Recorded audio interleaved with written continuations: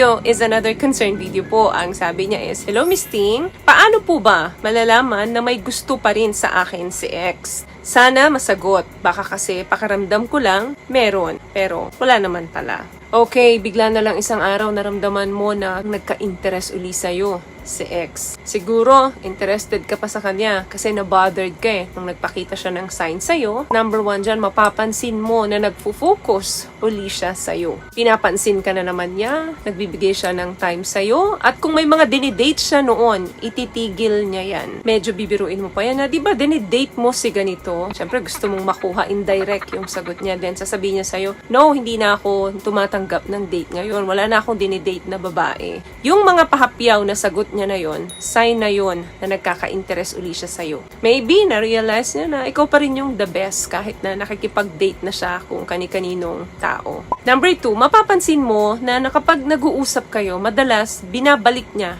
yung mga good old days ninyo noon. Dalasan, alam naman natin yan sa mga relasyon na natatapos nagkakahiwalay, nandyan yung hard and bitterness. Nga nila, di ba, there's no easy way to break somebody's heart. Kaya sa tuwing makikipaghiwalay tayo, may broken-hearted talaga. Pero, mapapansin mo sa kanya na itong ex mo na to, yung mga good old days ang madalas na gusto niyang pinag-uusapan nyo. Inaalala niya yung mga good things na pinagsamahan ninyo. Meaning, gusto niyang iparealize sa'yo na nandun pa rin yung hope at hindi ka pa rin niya nakakalimutan. So, sign yan na gusto niya ng round 2. Another thing, alam mo yung hot and cold, minsan ipupush ka niya ng ipupush, minsan naman ipupull niya yung sarili niya sa'yo. Meaning, gusto niyang maramdaman kung interest ka pa rin sa kanya. Hindi niya lang kasi sa'yo matanong yun kasi syempre ayaw niya rin ma-reject. So, ang gagawin niyan, push siya ng push na magpakitang gilas sa'yo. Then one day, bigla siyang magiging cold siya sa'yo kasi gusto niyang maramdaman kung magre-react ka ba kung sakaling magpakita siya ng coldness sa'yo. So, ikaw naman, dahil interested ka pa rin sa kanya, obviously, i-message mo siya na kumusta ka na, yung mga ganong simple way para mabuksan uli yung usapan. May ngiti na yan sa mga labi kapag ikaw na ang nag-reach out sa kanya. Another thing, gagawa yan ng excuses para lang makapag-spend time siya ng oras sa'yo.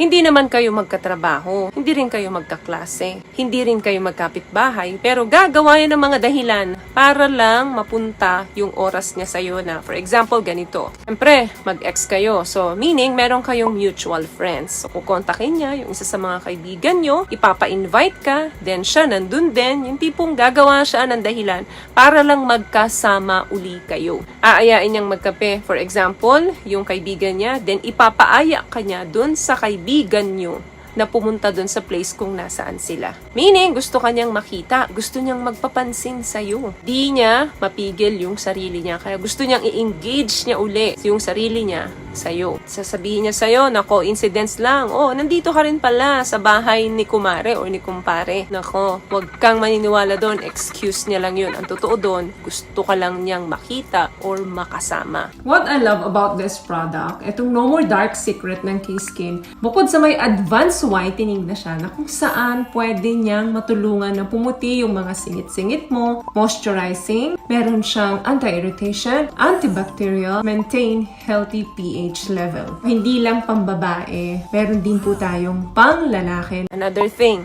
ini-improve niya yung sarili niya at ipinapaalam niya yun sa'yo. Dahil nga, may mga interactions na kayong nagaganap, so mapapansin mo sa kanya na bakit medyo lumalaki na yung muscle niya. O yung pagbabae naman ba, bakit mas lalong gumaganda siya. Nakariban ka na, pumuti ka na kasi uminom ka na ng glutathione. So yung mga ganong changes, yung mga ganong pag-i-improve sa sarili, ipinapakita niya yan sa'yo. Gusto niyang mapansin mo siya. Another thing, emotionally engaged pa rin siya sa buhay mo. Meaning, alam niya pa rin yung nangyayari sa'yo, yung mga updates sa'yo, yung mga whereabouts sa'yo, pati doon sa mga pamilya mo at sa mga kaibigan mo. Updated siya sa mga latest chismis ng buhay mo. Another thing, gustong-gusto niya na pinagseselos ka niya. Napapansin mo ba sa kanya na medyo competitive siya when you're around? Yung tipong kagagaling ko lang kila, magbabanggit siya ng pangalan. Kasi yung kaibigan niya, na-date ko yun before, so kinumusta ko lang. Yung mga tipong ganon na dadaanin niya yung mga biro niya sa ganon. Pero ang totoo, wala naman talaga siyang dinate. Gusto niya lang malaman kung may affection ka pa sa kanya. Or possible na gusto niyang malaman kung magtatantrums ka ba, maiinis ka, magre-react ka once na nalaman mo may dinidate pa siyang iba. Sa tuwing magre-react ka, meaning puntos yun sa kanya. Last one, ipapakita niya sa'yo na nagbago na siya. Ikaw at yung ex mo, naghiwalayan for some reason. And of course, wala nang chance na magkaayos kayo kung makikita mo pa sa kanya yung mga dahilan kung bakit kayo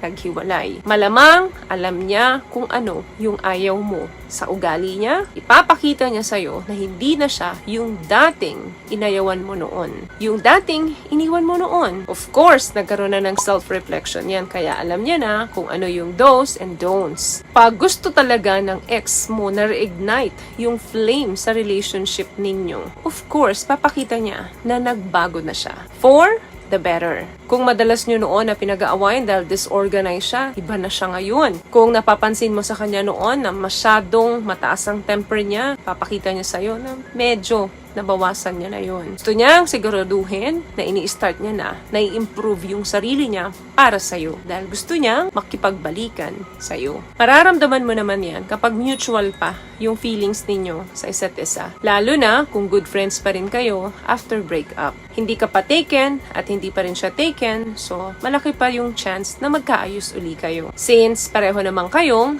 nasa same page. Same pa rin yung respect and intimacy on a platonic level. Medyo rare na sa mga mag-ex yung mga ganon kasi karamihan pag naghiwalay talaga, either wala ng pansinan, wala ng pakialamanan. As long na naiiwan ang respeto sa isa't isa after breakup, may possibility pa rin na magkaayos kayo. Lalo na kung pareho pa kayong available. So yun lamang guys ang video natin for today. I hope nakapagbigay po ako ng tips sa inyo. At kung nagustuhan niyo po ang ating video, please give it a thumbs up, comment down below, and also share this video na rin po sa mga kaibigan na sa tingin niyong matutulungan ng video natin.